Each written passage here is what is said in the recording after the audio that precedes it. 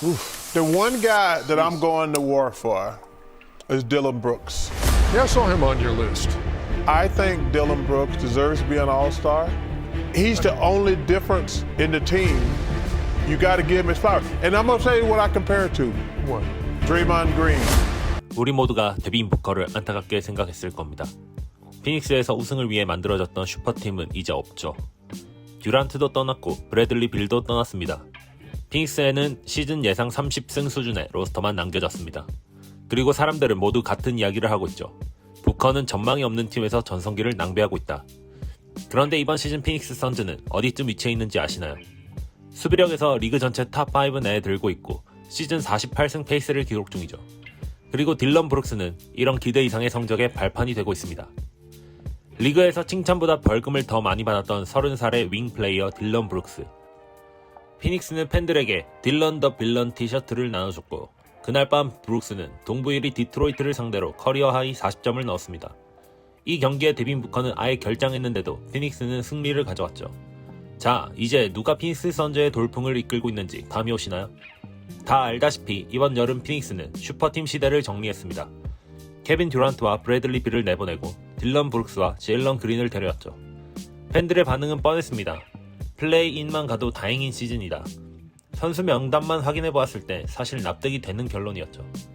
그들이 올스타급 선수 둘을 내보내고 데려온 건 코트 위 활약보다 트래시 토크로 유명한 수비 스페셜리스트에 불과했기 때문이죠. 당시 딜런 브룩스의 평판은 이미 최악이었습니다. 하지만 피닉스 프런트의 생각은 달랐죠. 피닉스 수뇌부는 슈퍼팀을 억지로 구축하며 썩어가던 팀 문화를 브룩스가 다시 재건할 수 있는 선수라고 확신했습니다. 모두가 브룩스가 이 부분을 해낼 것이냐에 대한 의구심을 품고 지켜봐온 이번 시즌, 정답은 분명해졌습니다. 그는 해냈죠. 피닉스는 시즌이 시작하기 전 도박사들의 예측보다 18승을 더 거둘 수 있는 페이스를 보이고 있고 도박사들이 최초 예견한 30승을 올스타가 시작하기도 전에 다 채워버렸습니다.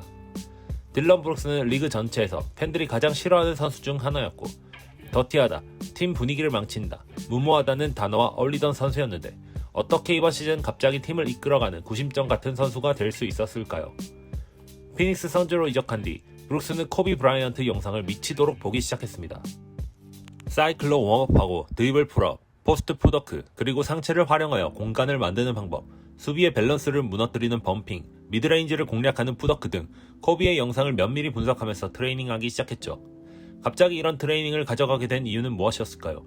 디트로이트를 상대로 커리어 하이 40점 경기를 마치고 인터뷰에서 브룩스는 이렇게 말했죠.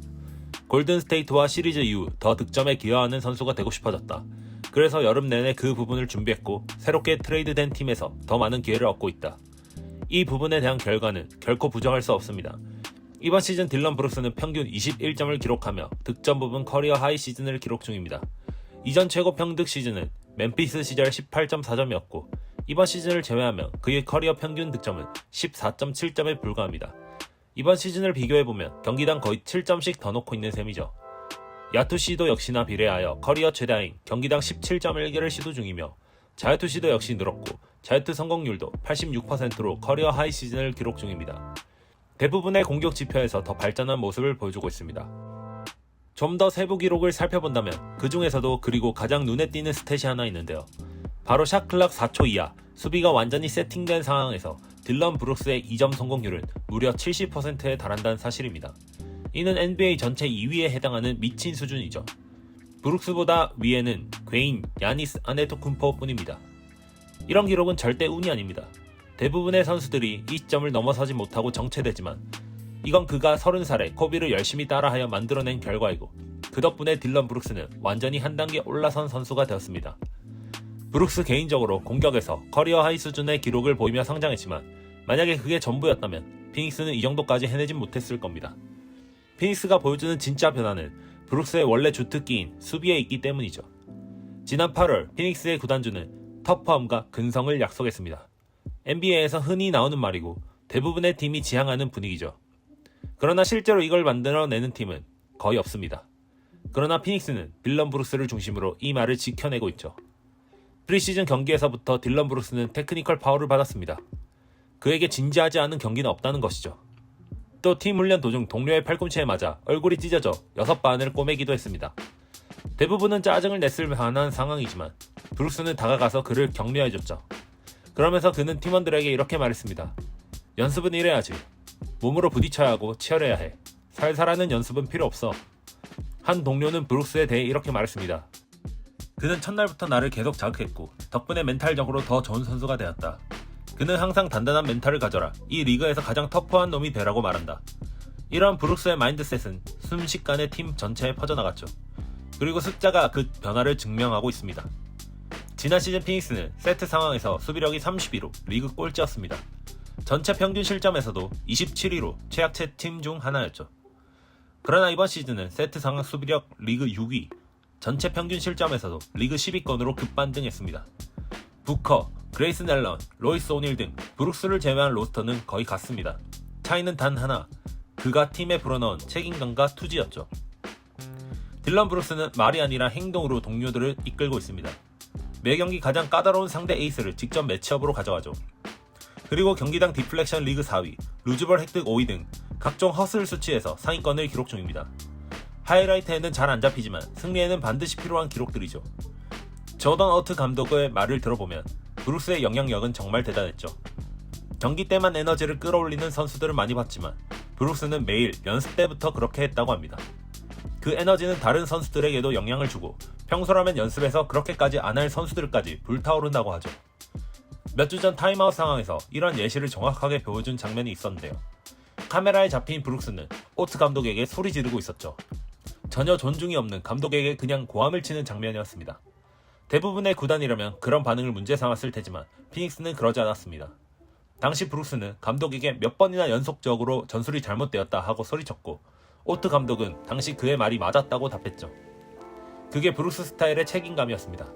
본인의 이미지보다 팀의 승리를 더 중요하게 여기는 것이죠. 그리고 그건 피닉스가 지난 수년간 갖지 못했던 팀 분위기였습니다. 동료 자마리 무에야는 이런 인터뷰를 하기도 했습니다. 처음 왔을 때 자유롭게 나답게 하라고 말해준 선수 중 하나가 브룩스였다. 나만이 아니라 그는 모든 사람을 이끈다. 우린 다 그를 따른다. 그는 항상 굶주려 있고 에너지 넘치고 피지컬하게 뛴다. 이제 피닉스의 새로운 팀 컬러는 그냥 닥치고 열심히 뛴다가 되었습니다. 마침내 만족스러운 라커룸 분위기가 만들어진 거죠. 그리고 브룩스의 경기를 매 경기 찾아보게 되는 이유가 하나 더 남아있습니다. 바로 그의 빌런이라는 캐릭터 그리고 전문 분야 트래시 토크 때문이죠. 특히 르브론과의 악연은 잘 알려진 사실입니다. 그 서사는 2023년 플레이오프에서부터 시작됐죠. 당시 브룩스는 멤피스 소속이었고 플레이오프 1라운드에서 레이커스를 만났습니다. 2차전을 앞둔 인터뷰에서 브룩스는 르브론의 시대를 끝내고 싶다라는 발언을 했죠.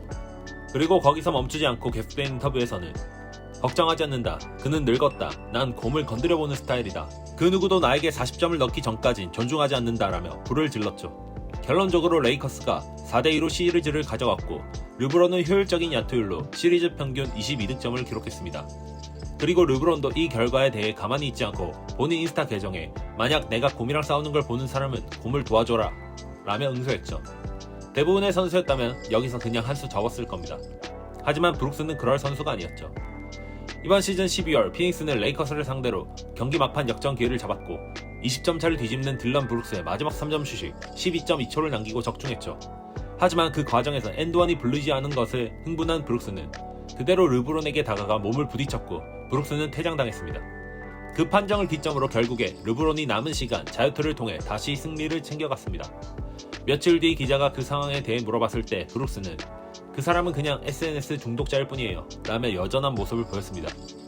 그리고 이어진 그 다음 맞대결에서는 브룩스가 25득점을 기록하며 피닉스가 132대 108로 레이커스에게 완승을 거두었습니다. 딜런 브룩스는 본인의 빌런 역할을 완전히 받아들인 덕분에 오히려 대중의 시선을 신경 쓰지 않는 특이한 자유를 얻게 됐습니다. 그렇게 다른 선수라면 망설일 슛도 그냥 던져버리고 거칠다 못해 무례한 수비도 주저하지 않고 들어가 버리죠. 그 결과 이번 시즌 그는 리그에서 가장 많은 테크니컬 파울 14개를 기록 중입니다. 다행히도 3개는 추후 비디오 리뷰를 통해 취소받았지만 이는 심판들에게 브룩스의 이미지가 어떻게 박혀있는지 알 수 있는 대목이죠. 그리고 이것에 대해서도 브룩스는 전혀 관심이 없다는 게 포인트입니다. 인터넷에 나온 찰스 바클리의 발언처럼 딜런 브룩스의 역할이 전성기 골스의 드레이먼드 그린 역할과 매우 비슷한 것을 알 수 있습니다. 둘의 포지션은 다르지만 둘 다 팀의 분위기를 주도하고 책임감을 보여주죠. 그렇기 때문에 찰스 바클리도 쉽진 않겠지만 올스타에 뽑히기를 바란다. 사람들이 그가 이 팀에 얼마나 바꿔놨는지 알았으면 좋겠다 라고 언급했습니다.